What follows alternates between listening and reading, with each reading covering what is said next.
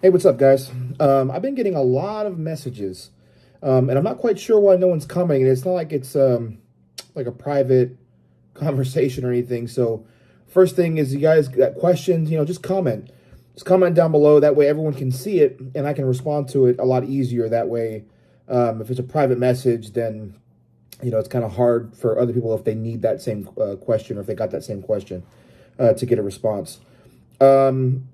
So I got a lot of questions about why if training was only a week, it's only a week long. I had somebody come and say, well, if you're only there for a week, what's the sense in going up there and getting a bus ticket, blah blah blah, like all this stuff. I have to clarify. When I went up there, I already have a Class A CDL with combinations. I did my tests. I have a tanker endorsement and all that stuff. I've already got all that. I went up there with a CDL. So I don't have a contract. I don't have to work for Prime for a year. I don't have to do any of that. I can quit tomorrow and not owe Prime anything. Um, so when we talk about, having to work for them for a year and your training and all that, let's get into if you have no CDL and if you're going up there for the first time, and Prime's going to help you get your CDL. So when you first call them and let's say, hey, I want to drive for Prime, let's do it. You have to drive for Prime for 1 year. That's you paying back the training that you're going to get from Prime. If for whatever reason you don't finish that 1 year, then you have to pay that money back to Prime that they spent on you to get your training. Now, if you go up there with a Class A CDL, it just depends on where you're coming from and how long you haven't driven. All that plays a factor. So I know a guy that he's got a CDL and hasn't driven for, I don't know, so it was like 6 months or something, or I think he said 6 years. I don't remember. So he had to go through all the training again, just like I did. When I say training, I mean we only got evaluated.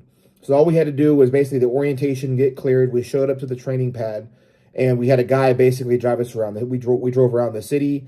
He sat in the passenger side, and then we did some backing stuff, and then we went over a couple of the pre-trip stuff. We didn't have to do everything. All we had to do was engine compartment and in-cab, which included the air brake test. That's all we had to do. And then once we basically did our evaluation and where we backed up in between some cones, like we were doing an alley dock, we drove around a route. Once you did all that, as long as you did everything great and fine and all that, you were good. That's me. That's just me. Some guys will show up, have already driven for an OTR company. So let's say they quit at, let's say, Swift, and they want to go to Prime the next day. Well, you still have to, I'm almost positive you still have to go through, I think it's 15,000 miles. I don't remember. I think it's also dependent on, it's different for everybody. They may not make you do that. And, I'm not quite sure. Like I said, everyone's kind of different and they have their own little thing with their recruiter. So it all depends. For me, I got to do 50,000 miles. I mean, I've got a Class A CDL. I've driven 48-foot flatbeds, that kind of thing, but I haven't done OTR. So honestly, I don't mind doing the 50,000. It's only going to help me.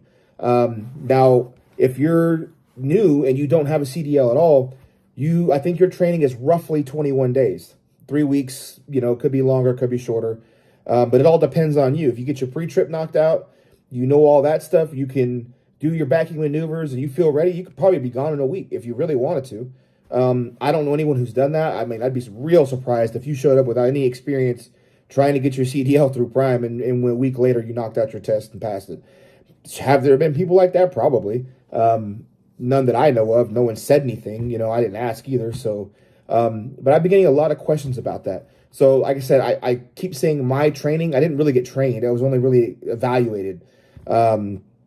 So I don't want it to get any misinformation as if like, you're only going to be there for a week. You're not only going to be there for a week, especially if you're trying to get your CDL. If you already have your CDL, yeah, you could probably be there for a week. Could I have been there longer? Probably.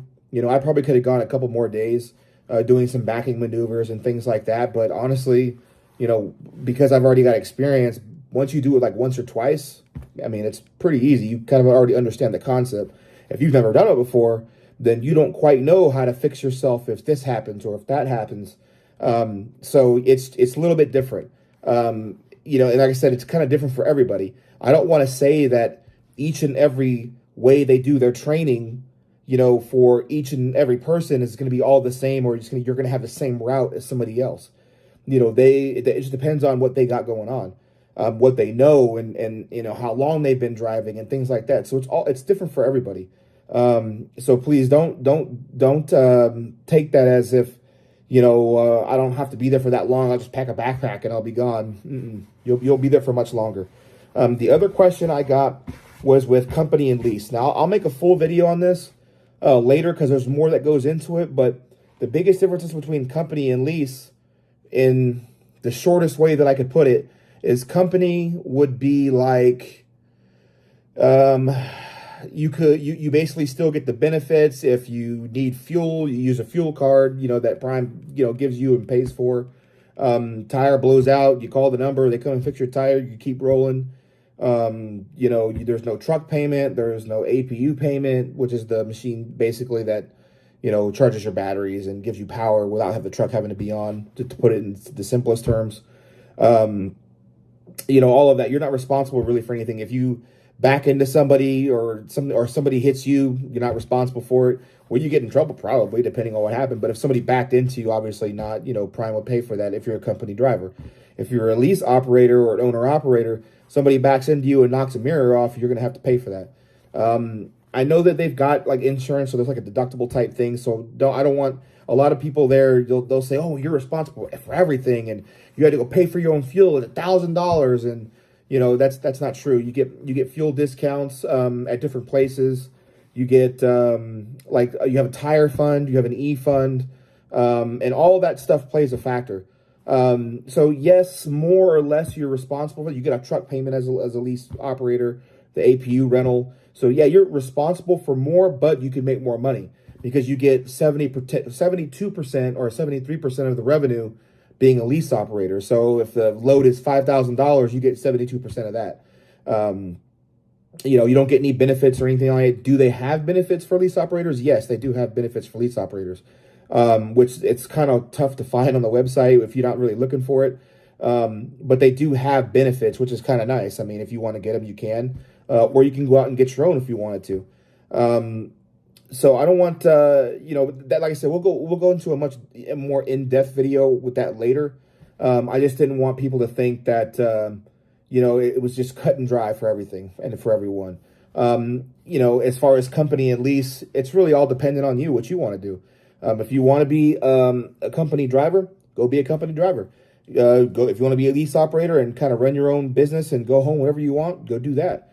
You can also be in a mini fleet, which is basically they get paid more than a company driver would be for Prime.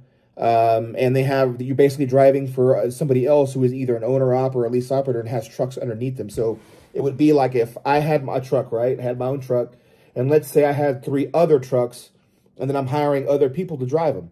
And so you still get the company benefits. You still get the benefits just like if you were a company driver. The only difference is you're driving for somebody's mini fleet. It's still Prime and all that stuff, but it's somebody's mini fleet. And typically what I normally see is 60 cents per mile is what they normally offer. Now, I know that it's dependent on experience. So if you have more experience, you'll get more cents per mile. So that's an option for a lot of people. And honestly, that's a pretty damn good option. I mean, honestly, that's a damn good option. You know, you still get company benefits. You get paid 10 cents more per mile. And the more experience that you get, you can ask for more cents per mile depending on how profitable you are. I mean, if you're slow and, you don't have issues like getting loads on time and that kind of thing, probably not going to be able to get more. But, you know, it can be an option for a lot of people. And I do know people that drive for mini fleets. If you're someone who wants to start a mini fleet, then you would be a lease operator or an owner op and get trucks and, you know, that kind of thing, and have people come drive, you know, for you.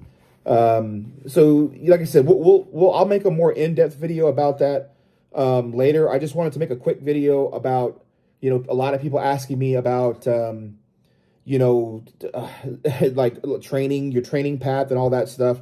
Guys, when you have questions, unless it's something personal and like, like it's more detailed to you, of course, send me a private message, and we can figure it out. If it's okay to make a video or mention it in a video, I'll do that. But if it's something as common as that, man, just comment. Just comment. That way I can reply to you right away, and everyone can see. That way, if they see that comment, that'll help them out. That way I don't have to make little tiny videos, something like that. So I don't know if I didn't go over that very clearly in the last video, but yeah, that's basically how it works for your path as far as what you'll be doing for your training, specifically for you. It also depends on what seat you're in. Sorry, I keep messing with my work gloves. It all depends on what seat you're in. They have an A seat, a B seat, and a C seat. They also have a D seat. You won't see that in hardly any of the paperwork, but they do have that. If there's no questions, cool. Like, share, subscribe. But if you do have questions and it's going to help other people, man, comment on there. That way I can respond to it. Don't send me private messages, for something real basic like that. I'm not saying not to. If you don't feel comfortable or whatever, you don't want people to see it, fine, send me a private message. But if it's got like a lot of details about you specifically, cool. But if it's something real common, and you're just not sure, man, comment, and I'll try to respond to it pretty quick. But other than that, did you guys see my intro? It's kind of sucks. I know it's like one of those free intro makers, but it's better than, just like popping up, on the screen. So it'll get better. I'll do an outro later. But other than that, hope you guys have a safe week. And if you drive for Prime, hopefully I'll see you sometime this week or on the road. All right, take it easy, guys.